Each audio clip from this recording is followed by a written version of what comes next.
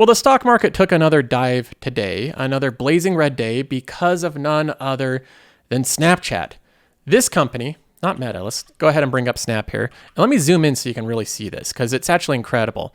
This company, Snapchat, is down 39%, not year to date, not over the past year, just today. It's down 39% today. And that's after being down 65% year to date, and even all time since the IPO, it's down 33%.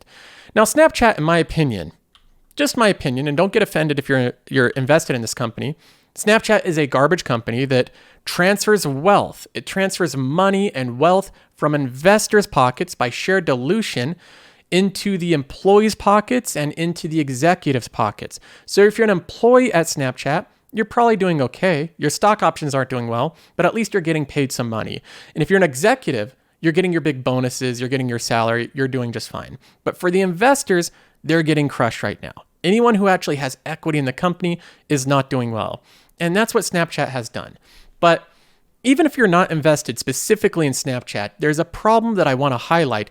And the problem's something that Graham Stephan did a video on a couple weeks ago called the adpocalypse. Now, in most cases, a lot of these videos about bubbles, I think, are overhyped, right? The house bubble, the stock bubble, the bubble this, bubble that. But the adpocalypse, the ad bubble, is something that I actually think is concerning. The first thing, and we can go into their actual report here. Let me jump into this first. This is what Snapchat highlighted as the major issues causing their lower than expected performance in their terrible guidance. Snap plunges after advertiser slump crushes quarterly sales. It's an advertiser slump. They say advertisers are slashing budgets more than expected. Everyone knows that advertising is going to go down a little bit. People are pulling back a bit, but it's going down more aggressively than expected. And when things go down more than expected, stock prices, they tend to change a bit. And that's what's happening with Snapchat. A trend the company attributed to a broad economic uncertainty. So we have economic uncertainty in the future. Snapchat's specific wording was, quote, the combination of macroeconomic headwinds, platform policy changes, and increased competition have limited the growth of the campaign budgets. They highlight three things there. Two of them, I think, apply outside of Snapchat to Google. They have macroeconomic headwinds. That applies to Google. Macroeconomic uncertainty is something that Google has to deal with. They have platform policy changes. That doesn't apply to Google. I think they're referring to iOS policy changes, and that's something very specific to Snapchat, and I think it affects Meta with Facebook and Instagram as well, but not really affecting Google.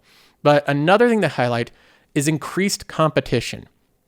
So out of these three things, macroeconomic headwinds and increased competition for ad space are both things that I think are headwinds for Google. And everybody just looking at Google stock and saying, this is the best deal in the market. A company like this that has these fundamentals, that's selling at a 19 PE ratio, how can it get any better? I think you're missing this. I really do. Google is facing some concerns.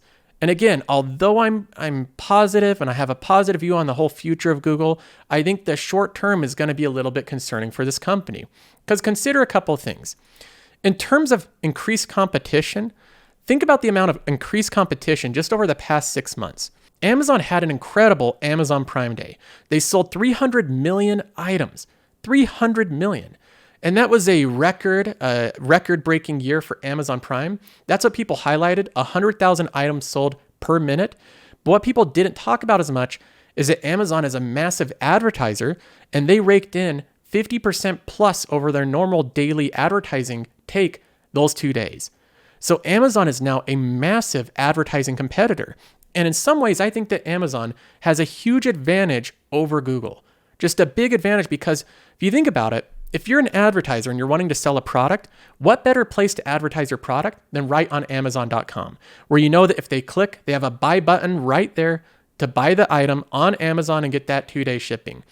With Google search, you have to go off of Google search to a different website that hopefully you go through the sales funnel right there. It's an extra click away. So Amazon actually has a competitive advantage in some respects in advertising, even over Google. And Amazon's this new entrant into the advertising game over just the past couple of years.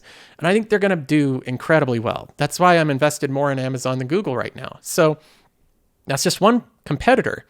Consider other competitors. TikTok's user growth is incredible. It's outpaced every other social media network we've even considered over the past 5 years. They're growing so many downloads, so many billions of users all across the world, and they are upping their advertising game. That is a competitor to Google and to Amazon and to Meta, to all these companies. Increased competition. Another company, another headwind in my portfolio is Netflix. I know it's easy to make fun of Netflix and scoff at the company because the stock price has fallen, but the truth of the matter is Netflix is going into advertising in a big way. Right now, on your little streaming devices, the Apple TV, the Fire Stick, or the Roku, it's YouTube that makes up the huge majority of advertising dollars taken in on those devices. YouTube is the big player that makes all the advertising money. Netflix is the next closest streaming option that has as much viewing hours as YouTube. The average Netflix user watches 2 hours of content per day. But right now, it's not really a competitor to Google. It's not a competitor to YouTube because Netflix is subscription only. By the end of next year, Netflix will be an additional competitor competing for advertising dollars against YouTube and against Google. That is yet one more competitor along with HBO Max and Disney Plus and all these other streaming options getting into advertising. So Google's right here controlling this huge advertising market. They have 80% of their revenue roughly coming from advertising dollars between Google search and YouTube. And here we have Amazon moving into advertising. We have Netflix moving into advertising. We have Microsoft working with Netflix to do that. We have TikTok growing like crazy. We have Disney Plus offering an advertising tier, HBO Max, Peacock, Paramount Plus, so on and so forth. Every streaming service growing like crazy, getting on all these streaming devices, all these companies moving from subscription to advertising at the same time. So this is what I see concerning, not just about Snapchat and not just concerning about this earnings report, but also about Google. Even though, again, I'm highlighting that in the long term, I'm bullish on this company, I just wouldn't be surprised. I wouldn't be shocked if this upcoming earnings report next quarter, which is next week, July 26th, I wouldn't be shocked if it was a little bit underwhelming. If they pulled back on their guidance just a tad, that wouldn't be something that would be shocking to me. And I want to go into more detail specifically on the earnings projection of Google and what I could see happening. We're going to look into what they're forecasting and what would happen if they lowered their forecast. Now, before we jump into that, I just want to know what you think. Now, let's go ahead and look at some earnings data here on Google. One thing that I noticed, if we look at the earnings projection, this is based off analyst estimates. Right now, the analysts are basically saying Google isn't facing an issue. Everything is fine. Everything is good, right? It's like that meme of the little puppy, whatever, in the burning house saying, this is okay. Everything's good here. They're saying that ad revenue and Google's earnings are only going to go down 2.2%. In 2022, the analysts are forecasting a decline in EPS for Google by 2.2%.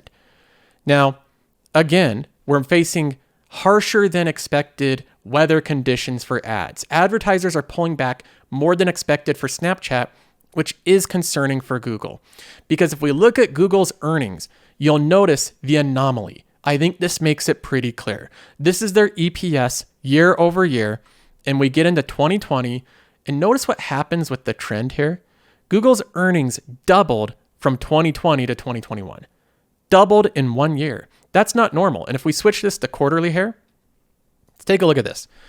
This is what it looks like. Their earnings literally went up double in just a couple of quarters, and now they're expected to not go back down at all. No reversion to the mean. Advertisers are just going to spend the same amount of money on Google, and Google's going to make the same amount of money as they did last year, only minus 2.2%. And this is what's concerning. The expectations are very high. They're going against very tough comps, and they're expected to hold up very well.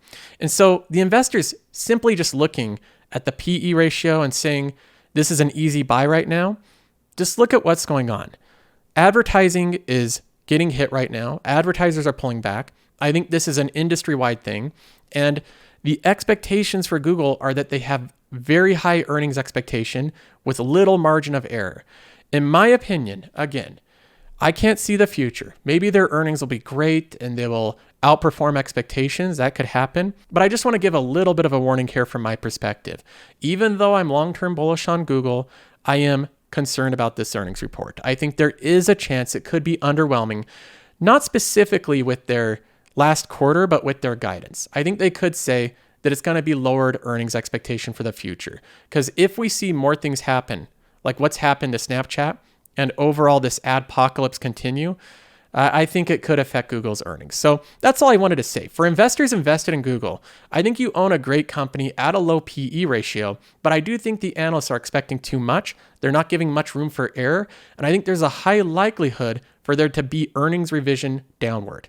If that happens, then the company does look more expensive on paper, and it could cause a little bit of a sell-off. Now, I don't think it's going to be anything like Snapchat. I'm not expecting a 40% decline. That would be shocking. But I could see a minor sell-off if it's less than what investors are expecting. So that's my thoughts. Again, this is all short-term predictions. I wouldn't make really any buy or sells off this. That's not what I'm doing. But I think it's just about setting expectations. In my opinion, Google is facing more headwinds than a lot of other companies because of their high concentration into advertisements. So that's my quick thoughts on the subject. I hope you enjoyed the video, and I'll have another one out next week.